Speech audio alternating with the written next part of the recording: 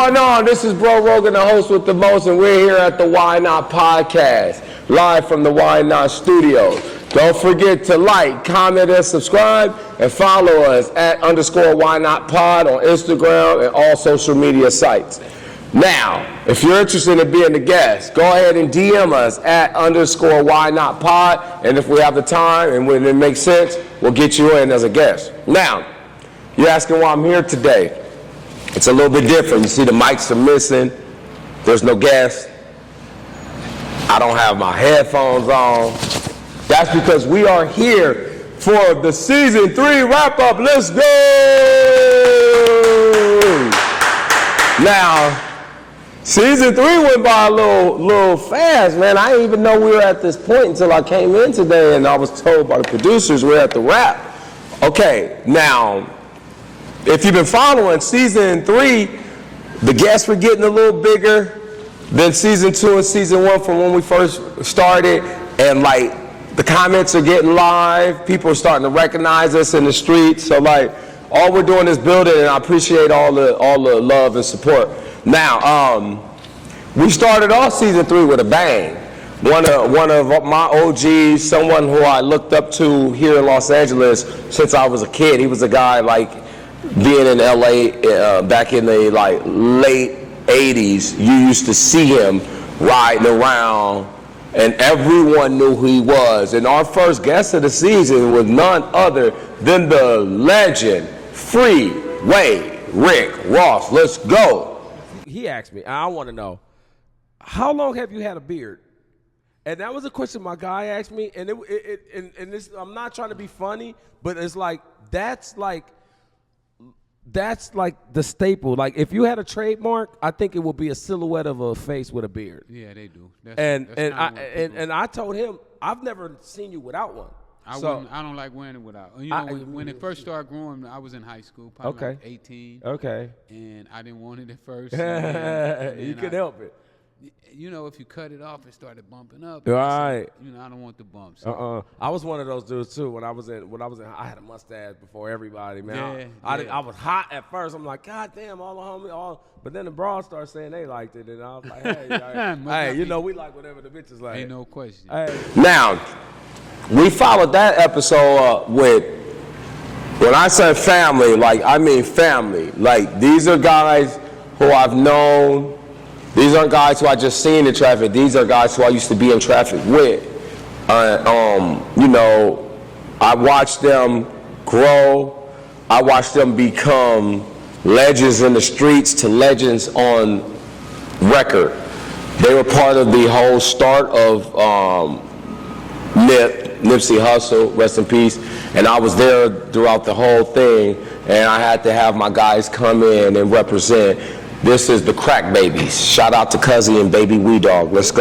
You guys formed the Crack Baby group, because I know there was Slauson Boys before that. Right. And then the Crack Baby era came in. When did that start? See, I'm an original part of like the Slauson Boys. So like, you know, we was doing our thing. Like everybody like branched off was doing music at that time. So, you know, Cuzzy was doing American Hustler. Yes, you know what I'm saying? I think he was like in his second master of that situation.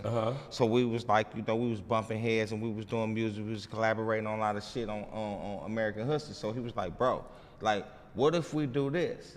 All right, those are my guys. Now, the next guest who we had after this, it was a guy I was put up on from the internet.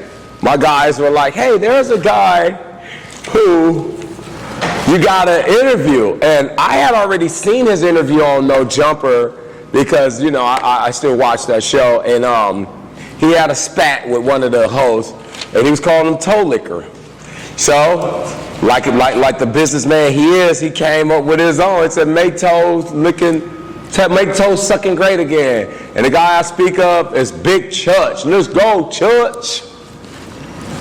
Choosy Susie down the street that's fucking with me, she over here not even doing all that, getting big bread, not doing half the shit that you doing. So it's like, so you don't want to be the one like that the bitch is trying to run away from type shit. I mean, like, let the bitch come, let the bitch go type shit. But you feel me? Like, don't be a bad P out here. Like, be a good P. Now talk to me about this. Now, when it came to OnlyFans, when you pivot to the OnlyFans, the digital pivot. So that's a term that I hear you say. That digital pivot, man. So this that's is what that is. This is what happened. COVID hit, right? I was already doing OnlyFans a little bit before that. Like 6 months before that, I was fucking with it just like on some side bread shit. Like only like two bands a month type shit. So like still have the bitches at the strip club. I had a few bitches that was living in different spots. Cause that's another thing, another little free game. You can have all the bitches together in one spot. But it gets messy. Yeah, it gets real messy. Take it from me, I've had like 4 bitches at the same spot before. Don't do it. It's not worth it. Like it's cool for like the moment, like I feel like hef. No, nigga, fuck that. Like get out of here with that. Why create a headache if you don't need to? You feel me? Like it's unnecessary. We're not here to create headaches. We out here to create. We trying to make dreams come true. And ain't no dream gonna come true with all that bullshit going on. Now that was Big Church. Now. That guy put me up on a lot of things. We got some stuff to get to in the near future. So shout out to Big Church. Go ahead and follow him on all social sites. And after that, we do more than just podcasts here in the studio. We away from here, I work on music. Hoff works on music. Cole works on music. Zach, everyone, Jay, everyone that's part of the brand, all dabble in the music game. And one of the guys who I look up to, who today is still one of my favorite producers in the industry, counting guys who are signed, the legends of the game, but Josh C, the Abro, which is one of my really, really close friends. We were happy to have him in, and on that day I happened to have my daughter's piano instructor here, and we all vibed out. He played music, and we just sat here and played music, but we had an interview before that. Go ahead, and this is the clip from that interview. Let's go. And I'm going to tell you this story. Come on. So from that, got with Polo. The Don? No. Medina. Oh. So Polo, shout out Polo. And I'm saying this, and this is no shade, but it's what it is. We keep it real here. It's like this. We don't sugarcoat shit. We get with Polo. We give him the demo tape. After we give him the demo tape, we don't hear nothing back, but we get Black Eyed Peas. Oh! Hey! I'm glad. Hey! I'm going to tell you like this. And I'm gonna say this proudly too. Wow. So Black Eyed Peas, they came to notice, you know what I'm saying? We took them out. We was dancing. Yeah. I remember. Down to earth. I remember when Will was a dancer. We took them out, okay? And they was good, they was cool, but they weren't fucking with it. You know what I'm saying? And I seen Will at the Grammys because I was with Rihanna. I was playing background drums and on stage with Rihanna, and he had this Lego suit on. I said, Will, and he didn't say nothing. I said, down to earth. Oh, hey, what's up? I was like, damn, he don't even sound okay. This is all right. I got a call from Lupe46. Shout out to Lupe, and she said, hey, there's a guy I want you to interview. He's out here. He's out of LA. He's a director, a writer, an actor. He does all his own things. He has a series on YouTube that was just recently picked up by the Peacock Network. So I said, shoot the address, and we got the vibe, and like now I can consider him a friend, man. He's a real close guy to the show, and I just want to see him do well, man. Go ahead and check out Dirty Cops LA, and this is I Am Joey. Let's go. So then I get about 5 pages in, and I'm like, because it wasn't gonna be a movie, it was gonna be like some Facebook content, like a skit. It wasn't gonna be no movie. But right. Motherfuckers wasn't respecting my pen. Clips. They wasn't respecting my pen. They just knew me as the video director and shit. So I was like, I'm gonna write something, I'm gonna cast it, and I'm gonna direct it. Because I thought that's what they was doing on Facebook. I thought that's what the skits was. I didn't know the skits were just skits. I didn't know that they weren't parts of movies. So I'm like, all right, well, I'm gonna shoot a high production skit and show niggas that I could write, direct, and cast. When I did that, I got about 5 pages in, and I'm like, I need a captain, because the 2 detectives was lit. I'm like, the 2 detectives was lit, my nigga. So I'm like, all right, I need a captain. I said, Slink. I said, Slink. I texted him. I said, bro, hey, I'm writing something for us, my nigga. But I'm not even gonna write no more if you ain't gonna fuck with me. Right. Cause I don't fuck with him like this. I'm still the nigga behind the camera at this point. I'm not his homie like that. Yeah, none of that. He's respecting my work at this point. So, but I know, like, I'm good for one. I'm good for a favor. I'm like, I should be good for a favor. I'm like, hey, bro, would you do this? He like, yeah, for sure. This nigga never even read the script to this day. All right. Now, I like to give a story on how I meet a lot of my guests, whether it's someone I've been knowing for years or someone that I just met through someone else. Now, the next person that I interviewed during that season was a guy named Bro Rogan.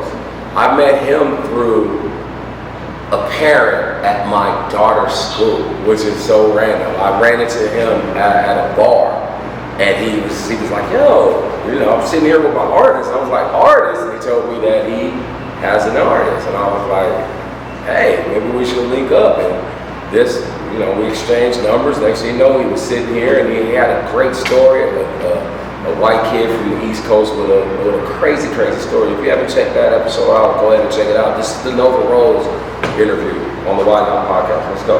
And then I know it don't matter the color, bro. We humans, bro. You could teach me something today, right now, that I never, in all my 30 years, bro, I never heard in my life. And it could take you 10 seconds to tell me that. You feel me? I might walk out of here and remember it forever. You know what I'm saying? It don't matter what the fuck color. Yeah, it don't matter what the fuck. And most, like I said, in my neighborhood where I'm from, I was raised as with everybody. Right. You know what I'm saying? And most of the times, whenever we get in trouble, I was in so much more trouble than my friends that when we would get pulled up on by the police in my neighborhood, they'd pick me out. You get over here now, because I was in so much. Like I said, I was certified as an adult by 14 years old, bro. You feel what I'm saying? Damn. So I was in the bullshit, and I was a little, but I had to eat every day. My pops went and stayed at 11. My mom's, fell victim to, the doctors prescribing any fucking thing in the early 2000s to whoever said they had fibromyalgia or whatever, you know what I'm saying? So she went down her path, bro, and it was like I said, like every day. I went to school sometimes just to eat lunch and then leave, you know what I'm saying? Because I wanted shit in the crib type shit, you know what I'm saying? That's heartfelt. So, you feel me? Like, I never grew up like that. Like I said, my brother Malik, we weren't allowed to think like that. We weren't even allowed to think of him as a half brother, because that's your brother. It don't matter. Kill, die, and do life for your brother. 3 things I'll do for any one of my brothers that's blood. Every day. I will take life, do life, and give my life for you. Go ahead. You feel me? And that's how I was raised, and that's how I feel, and that's what I believe. You know what I'm saying? It don't matter. We humans, bro. You know what I'm saying? I hear that one more time. You would take a life. Take life, do life, and give my life for you. Go ahead. 100%. Okay. Now that was Nova Rose. Now, I gotta get a little comfortable right now, just because, but shout out to my cousin Nisha Kim. Nisha Kim is someone that's really, really popular on the Clubhouse app. We are just now getting into the Clubhouse thing, but the one thing I asked her, I said, Nisha, I need you to hook me up with Whack 100. We have to interview him, because if you know, Whack 100 is basically the internet. Like, he is one of the biggest things on the internet. And what do you know? Next thing you know, I get a call from Whack. Hey, someone told me I need to come on this show. And he was like, I keep hearing your name. I need to put a face to the name, because I'm hearing you everywhere. Shout out to Whack 100. So I said, hey, let's set up an interview. And I was like, man, I looked at my calendar and I said, man, I got some openings next week. And as a real dude, Whack said, next week, let's do it tomorrow. Next thing you know, the elevator door rang, and Whack 100 showed up. We had a great conversation. He's crazy. But go ahead and check out this interview, man. Check out the clips from the interview. This was the Whack 100 interview. Let's go. It don't matter how tough you think you are. Rappers, I swear to God, don't call me talking about niggas a real ass nigga. I just did 10 years, squabbled up, whoop-de-whoop. I'm gonna say, what's your stage name? Yeah. I'm gonna go to Spotify. I'm gonna look at your Facebook. I'm gonna look at your IG. Go ahead. No post in 2 weeks. Okay? Now you got the next dude. This dude is a fairy-looking motherfucker with a blonde streak. Yes. Right? Talking about and I'm gonna say, what's your stage name? Damn. 4 videos up yesterday. Oh, okay. He got 6,000 followers. Damn, okay. This, I want to do the business with him. Wack from Paru wants to do the business with the fairy looking guy. Right. We don't give a fuck about how tough you are. We don't care about none of that shit. Because this is business. It's business. And the business says we have to do business with those that's going to create and bring business. You're right. All right. Now, me being a stand-up guy that I am, I already had the next guest scheduled before Wack came in. So when he came in, I had to let him know. I said, hey, just so you know, I had Wack 100 on, and your name was brought up. Cause I'm gonna be a real dude at the end of the day. I'm not gonna like sabotage someone, or I'm not gonna ambush someone. So I let him know that he was the topic of conversation during that interview. And I said, if you want to respond, let's go. So I played him a few of the clips. And this person I'm speaking of is Spider Loc, a local artist out of Los Angeles that used to be signed to G Unit. If you don't know, check him out. He's on the Black Box. But let's go. This is the SPI interview. Sent that video to Wack. That's all I did, cuz. Which caused me and Wack to start going back and forth. Him saying, "Ah, man, that shit you did in the Valley, man, they ain't fucking with you."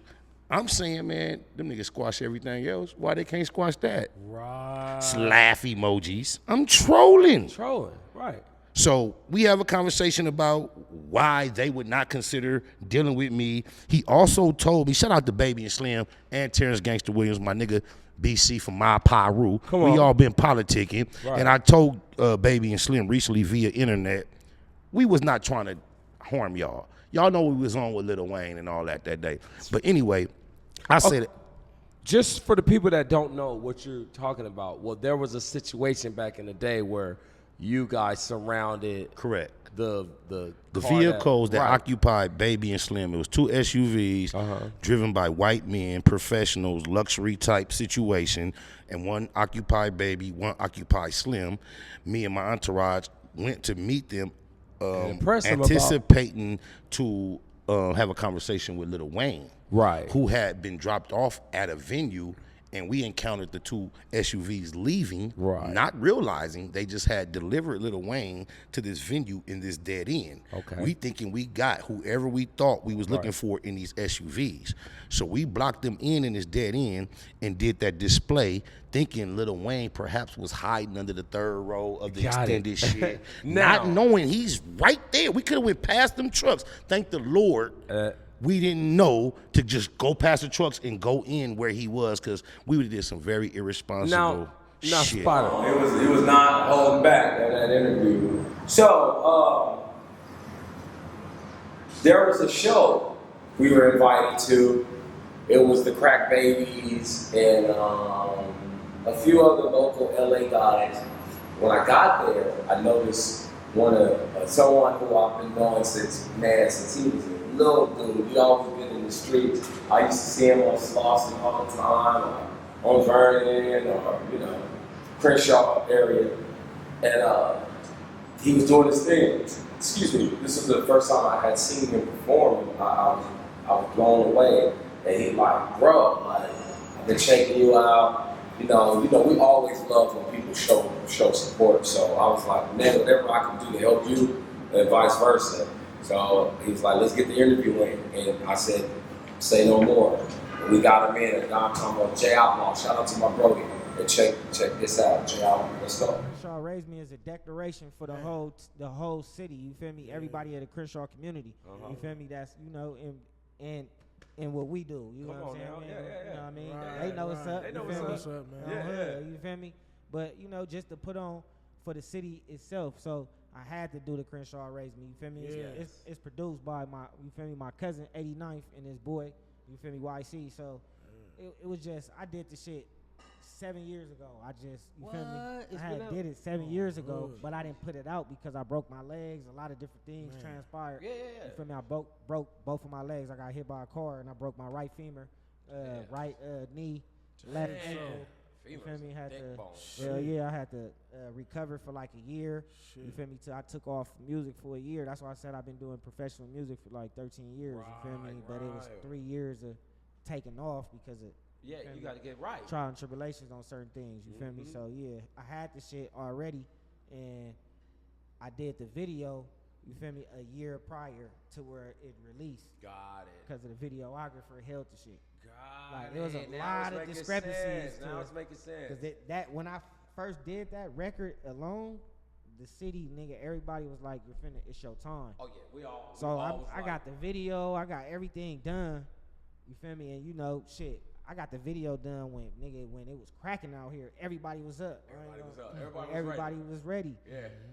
I didn't fucking get the video back for a year after that. So the momentum was kind of, you feel me, a little bit down, but the Instagram, you feel me, the Instagram presence and the Twitter presence. Oh yeah, revived it. Yeah, back alive. Shot cuz right up. You feel me? Yeah, on the real. 100,000, like what the fuck? All right. Now, we couldn't have ended this season better than the way we did. As you guys know, my close family friend is Mr. 4Extra, Mr. Internet, Mr. Vernon the Fig, Crenshaw the Fig, Vernon the King. And he was locked up. And everybody was looking for him on the internet. Where's 4Extra? And when he got out, we were the first ones he pulled up to. Not only did he come here first, he gave his interview, and he also hit us with a gem, which we will be dropping soon. He wrote a song in there that, to me, I think is a hit. So go ahead and check out the clip from the 4Extra interview. I'm flying down in the foreign. You get what I'm saying? What if it ain't foreign, it's boring. I'm flying down in the foreign. You get what I'm saying? I get stopped. You already know. Crash, haters. You get what I'm saying? Burn me for a blower. You know what I'm saying? Find go in my car, snatch me out the car, search the car, find a blower. Don't know who blower is it. Boom, you know what I'm saying? They take me down off the back. You get what I'm saying? I go to the county jail, I tear the motherfucker up. Now, was you alone in the car? When they pulled you over? Was you alone? Oh, yeah, I was by myself. Oh, so they had to give it to you, huh? So wait, you got to the county and just... Tore that motherfucker up. You tore that motherfucker up. Tore the motherfucker up. Tore that motherfucker up. Off the back, I tore that motherfucker up. But like now you going in there, you a celebrity. What? So you going in there and you got... No, I'm a gang member. I'm a celebrity off the bat. Off the bat. Anything in here, line it up. Got a problem with the set, line it up. I'm going in dorms off the bat. Off the bat. Fuck the celebrity part. I'm a gang member. Come on. Off the bat, Crenshaw the Fig. Not just a gang member, you are the gang member. No, honestly. Hey, this is crazy. But when I was in here, I made songs in that motherfucker though. I'ma drop the first hook right here. Come on, man. And it's called County Jail. Who should I call today? Oh shit! Is this nigga? Did he come out ready? It's called County Jail. Who should I call today?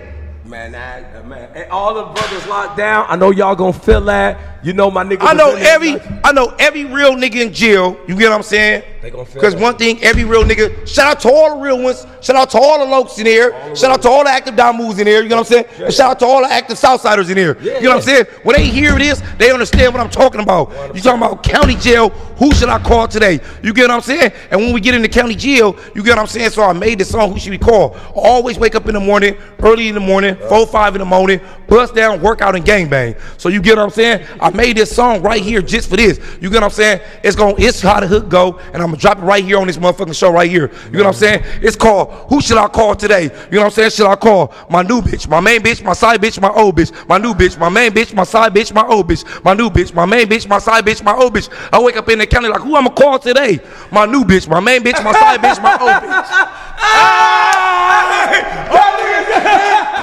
And I can't believe it. Bro, season 3 really came and went. But I just want everyone out there who's been checking us out, the few people that have recognized me in traffic, I just want you guys to know it means a lot to me, it means a lot to the show, it means a lot to the staff, because we're steadily growing. We're not seeing any fall off. We're only moving up, and without you guys, we'll be nothing. But also, don't forget to check out our Shopify, man. We got new merch. We got new short sleeve, why not short sleeve, long sleeves. We also have the Why Not Champion sweaters available. Check out our Shopify or DM us and let us know your sizes. Let us know what you want, we'll ship it, and just show your support for the team. And don't forget to like, subscribe, comment, bro, because that means a lot, and it helps with our algorithm. And be on the lookout for season 4, because like I said, the guests only got bigger for season 3. So just imagine what it's going to be for season 4. And it's coming. Yeah, I'm your host with the most, Mr. Bro Rogan. This is the Why Not podcast, Why Not Studio, Why Not Media. Don't forget. And if you want to be a guest on the show, go ahead and DM us, man. You might have a chance, man. And if go ahead, it's at _Why Not Pod, bro. So don't forget, like, comment, subscribe, and this is us, and we out. Bye. How you do?